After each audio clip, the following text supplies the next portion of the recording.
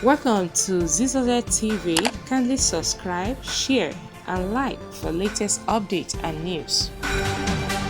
Welcome to ZZZ TV, where you can get your latest news as it breaks. Breaking news, yes, and events happens totally, generally all around the world. So all you need to do is just press the subscribe button to get notification each time we post so you can get updated. Okay?